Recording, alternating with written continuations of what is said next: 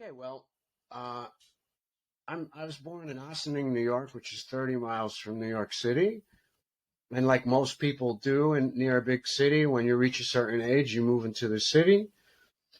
But during that time, I had met an Austrian guitar player at a party. I had a girlfriend who was in the photography business, and it was photography and video. And some of the stuff she did was pretty high end, like Coca-Cola commercials or MTV videos or whatever. And she had a friend who was a designer. Her boyfriend was a photographer, but he was a rich guy. His father bought him a loft in Hell's Kitchen, and they used to As you have these do. parties. It was gigantic, huge. This guy used to make beer in his own flat in New York. Nobody did that back in this is the '90s, you know. So so this part they had these two friends, Sonia and I forget the guy's name, but we thought they were a couple. One was 25 and one was 52. The woman was 52, the guy was 25, and we thought they were a couple. And they used to have a birthday party every year because they had the same birthday, but they weren't a couple. They were just friends. So at one of their parties, they catered the party because he's a rich guy, and the catering company was there. So at the end of the night, because I was a friend, I was one of the last people to leave, but the caterers had to stay. So there was this kind of good-looking woman washing dishes. So I started to go up and talk to her, and then right next to her was this guy with his hands in his pockets, like he's about ready to punch me. And it was an Austrian guy, and he said, "Oh, that's my wife." I said, "Oh, I'm sorry, I'm sorry, I'm sorry." So about 15 minutes later, walking around to different people, I heard him speaking, and I heard that I could tell he was a musician. So we exchanged phone numbers. And we invited each other to each other's gigs for like 2 years, but we could never meet, like 2 years. And then finally, I just get a call out of the blue. Listen, man, I'm putting a new project together, and I'm looking for people, and I want to see if you want to do it. We've never played before, so if it doesn't work out, it's okay. And I just like that approach that there was no like you have to do it or you don't have to do it. So the long and the short of it is, I went to Austria with him on a tour.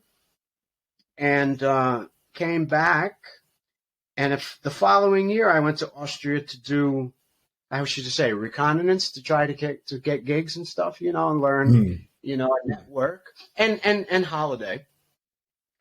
And then that was June through September. I took my flight going out of New York in June and coming back in September.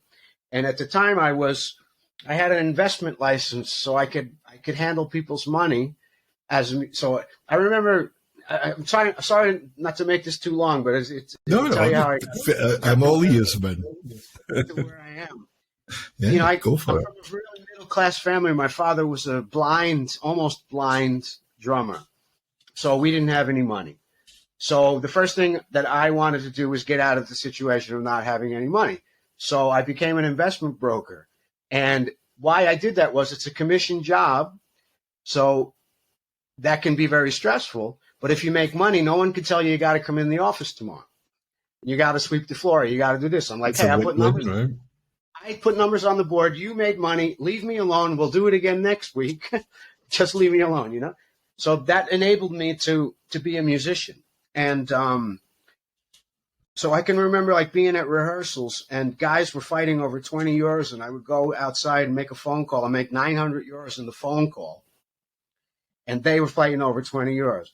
So because I was working like this, I went to Austria, and my plan was from June I went on holiday to Italy for 10 days. I went up to Vienna and was going to stay there for 2 weeks. And during that time, I went to Innsbruck to try to get us gigs, which I got. I got 7 gigs of a 13 gig tour. And by physically going to places and calling them, whatever.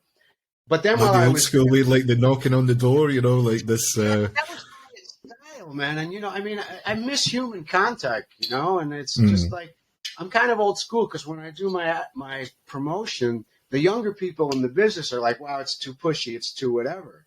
So one, I'm American. Americans and British, their advertising is a little over the top, but also I'm older, so it's really just like not what's going on today, But anyway. while I was in Austria, I was going to go to the Edinburgh Fest, but I was still like working as an investment broker because it was really good money. I didn't have to do a lot of work, and I could be a musician. I could be creative. So the guy that I was working for got sick, and I couldn't get my. If I made a trade, he has to sign off on it, or I wouldn't get paid. So my income stopped. So I had to stay in Austria, and this is a true story. I used to smoke a cigar after a big dinner and have a walk. So I was walking around the neighborhood, and I wasn't planning on staying in Austria, and I had just committed a fairly good amount of money to this guy to keep the flat that I had for the whole summer. And when I was wondering, did I make the right decision? And I swear to you, Craig, on my two daughters, I looked at the moment I said, did I make the right decision? I looked up, and there was a street sign, and the name of the street was Castelli Gasse. and that's my name, my family name. So right. It sounds like I'm making this up, but I swear you cannot make this up. And now I have two beautiful daughters in Vienna,